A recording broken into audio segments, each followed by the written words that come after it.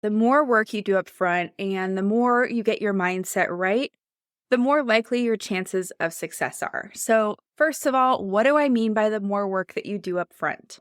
Well, before you query, you should definitely have a finished draft that's the very best you can make it. Ideally, you'd have had outside feedback on it already and implemented any of the suggestions that resonated with you. But the other thing I mean is that you've done the same with your query letter and submission materials. So I do highly recommend sharing your query and your synopsis with either a developmental editor or beta readers or your critique partner if you have one. Welcome to the Fiction Writing Made Easy podcast. My name is Savannah Gilbo, and I'm here to help you write a story that works. I want to prove to you that writing a novel doesn't have to be overwhelming. So each week, I'll bring you a brand new episode with simple, actionable, and step-by-step strategies that you can implement in your writing right away. So whether you're brand new to writing or more of a seasoned author looking to improve your craft, this podcast is for you. So pick up a pen and let's get started. In today's episode, I want to take you behind the scenes and share some of the key takeaways that I learned from coaching writers this year. And although there's not really a theme to these takeaways, they're all things that I've kind of seen come up for writers of all experience levels and across all genres over the last 12 months. So just little themes or things that I've noticed that I felt would be helpful to you, my listeners. And my hope is that you'll be able to reap some of the benefits of these lessons so that you can move forward with your writing in the most efficient way possible. So with all that being said, and without further ado, let's dive right into the first key takeaway. The first big thing I noticed this year was that it's way easier to make progress when you're surrounded by a community of like-minded writers. Plus, it's a whole lot more fun too. Now, this probably isn't really a surprise, but I do think it's something that many of us, including myself, forget sometimes. So earlier this year, I ran a 5-day challenge. It was called Unlock Your Story, and in it, I guided over 400 writers through the process of developing their ideas and writing log lines to nail down the big picture of their stories. It was one of my most favorite things that I did in all of 2023, and the 5 days that I spent with those writers were super powerful. I wasn't really sure what to expect because I've never hosted a live challenge like this before, but it blew any expectations I had out of the water. And the main reason for this was because those who attended the challenge really showed up. So they came to the live calls, they did the homework, they posted their homework in the Facebook group, and they made connections with other writers who were also in the challenge. And it was amazing for me to see because not only did these people make a lot of progress on their stories in a short amount of time, but the community aspect was huge in terms of keeping people accountable and on track. I saw someone post about losing steam and running out of motivation on day 3, and then someone else posted a really supportive comment like, "You can do this, hang in there, here's what I do when that happens."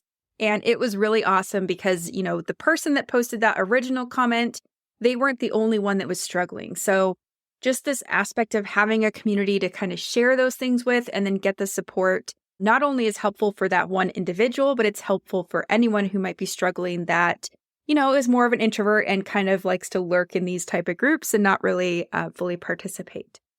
So that was really cool. I also saw a lot of comments about how having a community to show up to and talk about writing stuff, including, celebrating any wins they were having and or troubleshooting any issues that came up.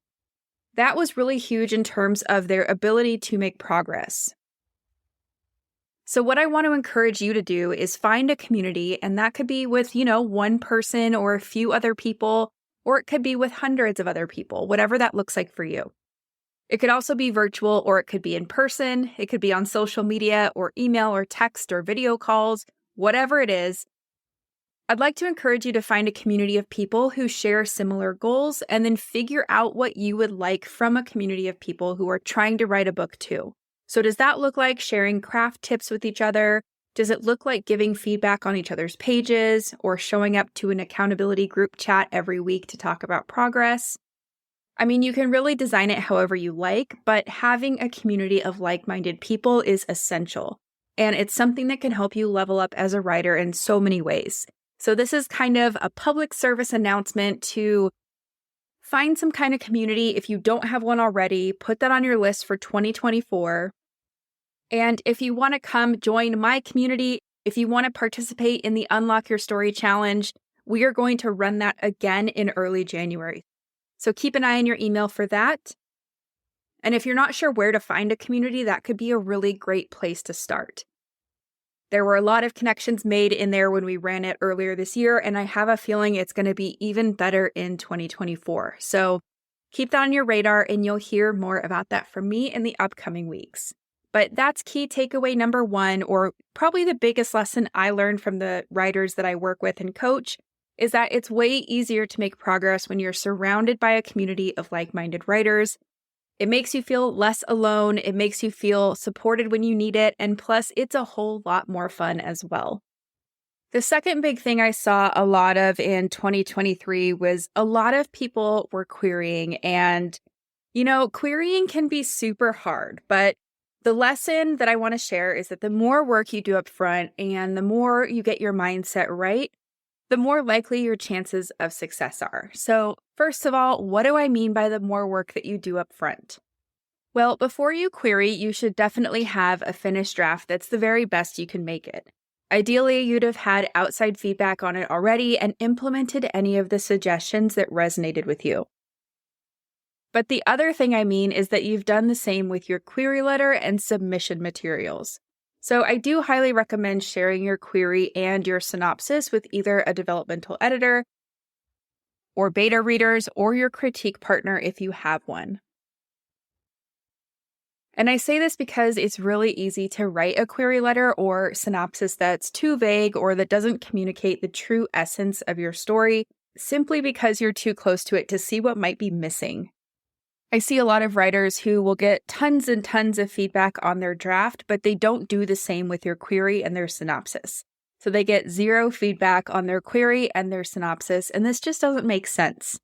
Your query is the first thing an agent or an editor is going to see, and it has to hook their interest. If they like your query, they're usually going to read the synopsis next, so that needs to shine and hook their interest as well. And at that point, if they like your query and your synopsis, then they will probably look at your pages. So it makes total sense to get a second set of eyes on your query and your synopsis. They are super important tools in terms of your success. The other thing I mean in terms of doing the work upfront is that you're going to need to research the appropriate agents and editors. And yes, I know this might feel like common sense at this point, but I'm still surprised by the number of authors who query agents that either aren't open to submissions or who don't even represent their genre or age range and things like that. So just make sure you do your homework and follow all the submission guidelines when you do query. It's also super important to get your mindset right before querying because you will get rejections, probably more rejections than requests. So you have to know and expect that going into the process, or else it's probably going to be a pretty bad experience. I follow a lot of writers on Instagram, and I love how tenacious many of them are. They will query 50 plus agents and get rejection after rejection, and they still don't give up. And I think that's super cool. I love seeing people kind of own their rejections as, just part of the process, and then, of course, taking them and learning what they can from the rejections and or adapting their submission materials before they send out more queries. And this is not an easy thing to do, right? Querying is not easy. It takes a lot of hard work to get ready to query. It takes organization and tenacity to actually send those queries out and wait for responses. But the writers who do the work to get feedback on their drafts and their queries and their synopsis, and who have the right mindset going into it and who don't give up, those are the writers I see succeed one way or another. And so this tip, I really wanted to acknowledge all of you that are in the query trenches, and I want to say that I see you and you're doing great work, so don't give up. But also this tip is about helping you have the best chance of success when you do query if you're not already in the trenches. So I do hope this helps, and just to quickly recap, yes, querying is super hard, but the more work that you do upfront and the more you get your mindset right, the more likely your chances of success are. So hang in there and take it one query at a time.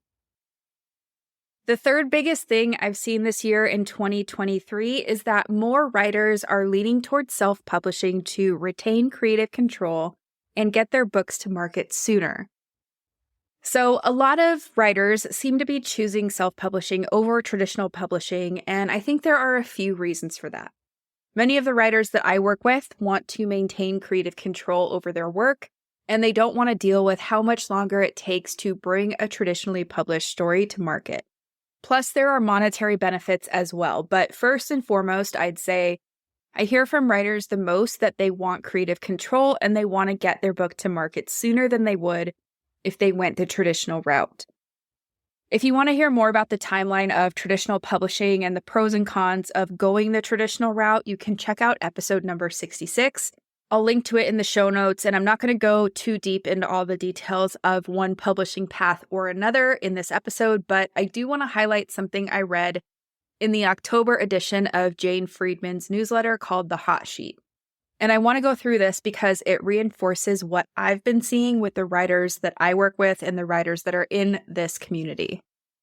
So in the October edition of Jane Friedman's Hot Sheet newsletter, she was recapping and interpreting some of the stats from the Author Guild Income Survey, and she said, quote, "Younger authors seem to be observing and grasping how the industry is changing.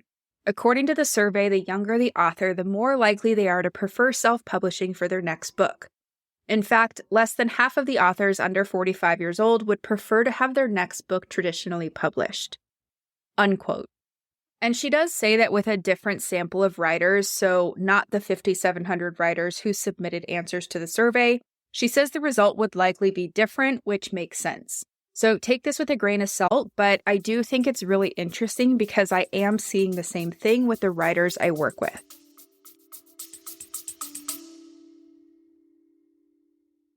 Have you been dreaming of writing a novel, but you don't know where to start? Or maybe you've tried writing, but you keep getting stuck halfway through a draft? If so, I have a free training you're going to love. It's called 3 Things You Need to Write Your Novel in 2025, and in this free 60-minute training, I'll share the exact same process my clients and students have used to go from idea to completed manuscript in just months, not years. You'll also learn why most writers never finish their drafts, and spoiler alert, it's not a lack of talent or good ideas, as well as how to overcome feelings of perfectionism, self-doubt, and overwhelm that stops many new writers in their tracks. You can register for this free training at savannahgilbo.com/masterclass. So one more time, that's savannahgilbo.com/masterclass to register for the free training. I hope to see you there.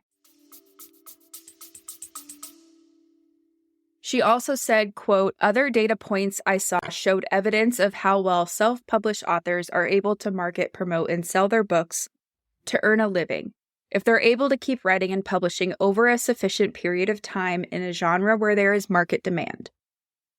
She also said, quote, "Other data points I saw showed evidence of how well self-published authors are able to market, promote, and sell their books to earn a living if they're able to keep writing and publishing over a sufficient period of time in a genre where there's market demand.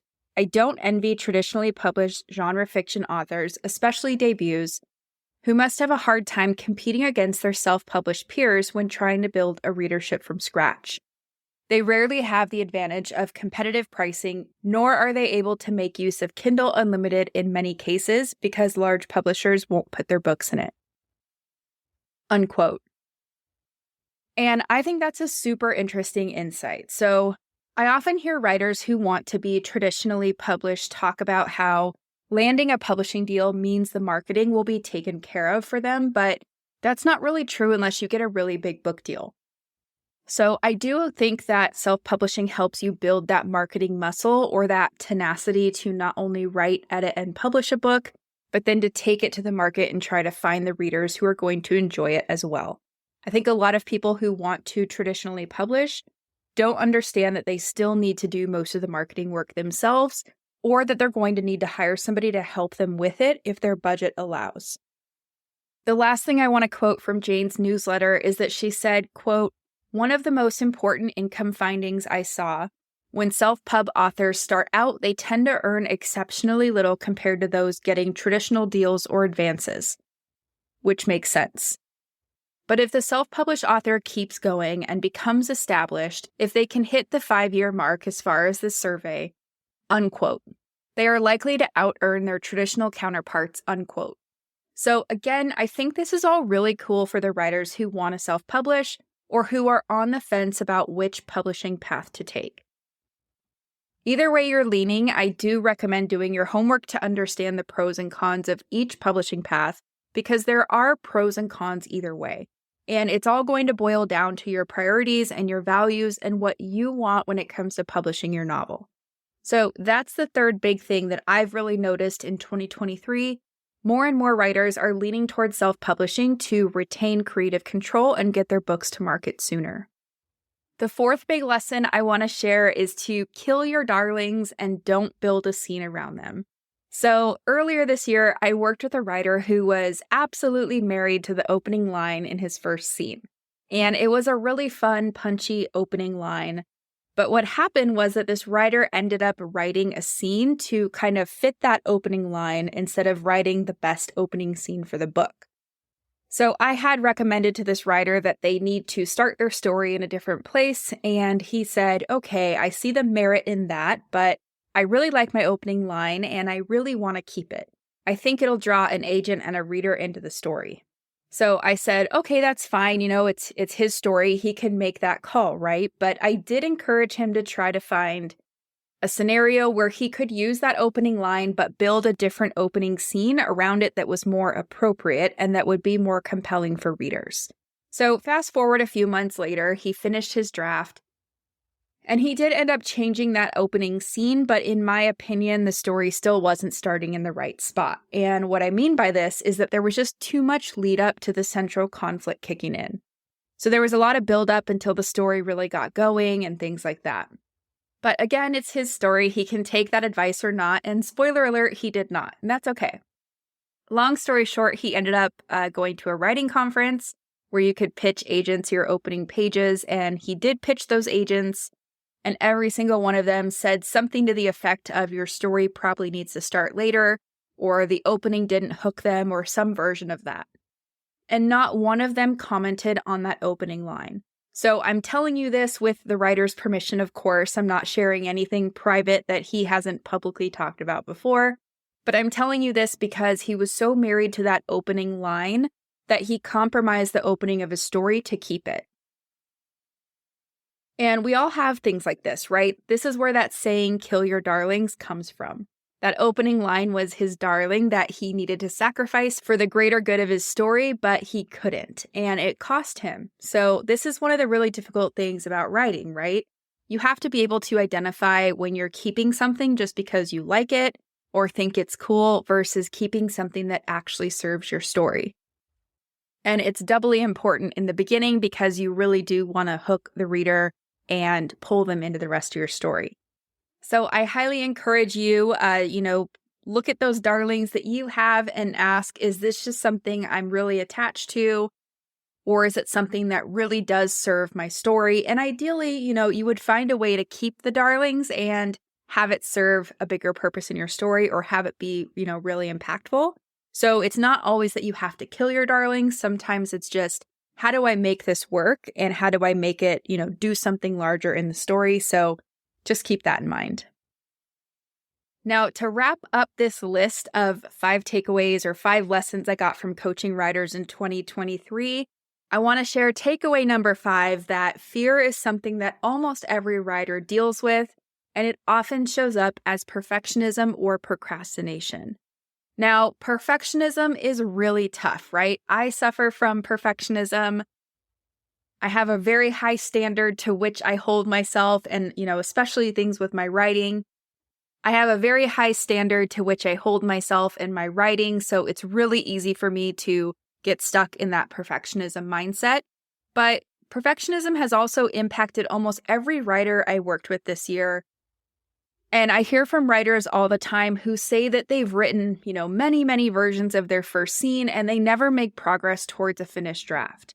Now, some of this could be due to a lack of planning or a lack of understanding what it takes to write a full scene, things like that. But I'd say that at least 95% of what stopped these writers was the sense that their writing just wasn't perfect or good enough. And as a book coach, this makes me really sad because A, I know how it feels myself, And B, I know that if you can just, make progress and get to the end of your draft, you're going to learn and know so much more about your story, and then the road to the end and to that, beautiful prose that you aspire to, it gets easier. Now, to illustrate another way this shows up, I want to tell you about a writer I worked with that was having a hard time getting into the head of her characters. And one day we were talking about why she thought she was having such a hard time. And she said, well, what if I get into my character's head and I put stuff on the page and it just sounds stupid? Like, what if I put my character's thoughts and feelings on the page and they sound cheesy, or it seems like I'm just trying too hard? And I said, okay, well, what if that does happen? What's the worst case scenario? And she thought about it for a second, and then we both kind of laughed because she realized that in reality, nothing really would happen, right? Nothing bad would happen. What would happen is that she would see whatever she wrote, and I would see whatever she wrote because I'm working with her one-on-one. And then we would just work together to make it better, just like we do for everything else in her draft. So luckily for her, this realization and kind of laughing it off together, that was all it took for her to push past her feelings of perfectionism. And she actually started opening up and getting into our character's head more, and it was really great to see.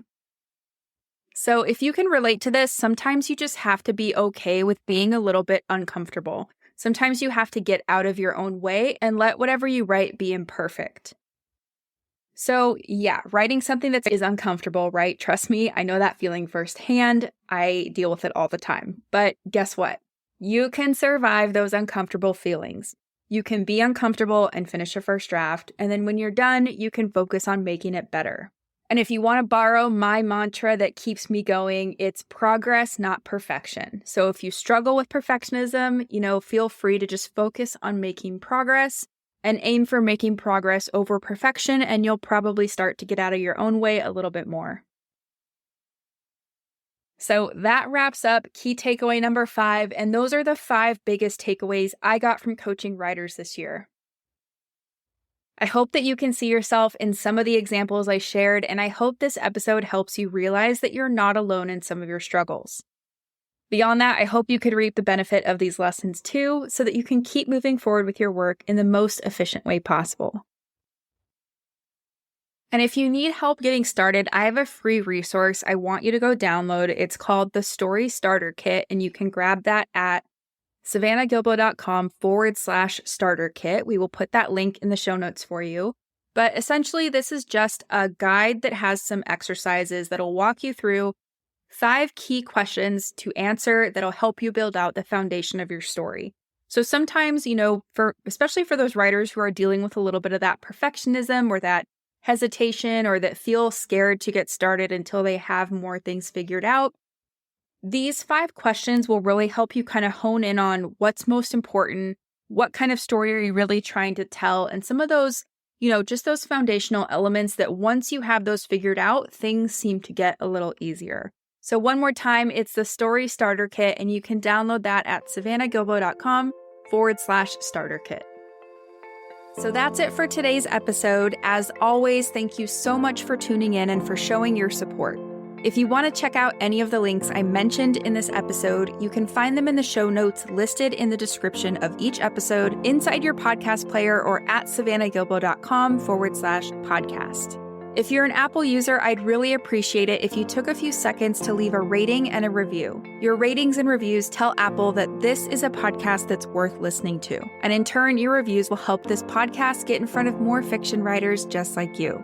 And while you're there, go ahead and hit that follow button because there's going to be another brand new episode next week full of actionable tips, tools, and strategies to help you become a better writer. So I'll see you next week, and until then, happy writing.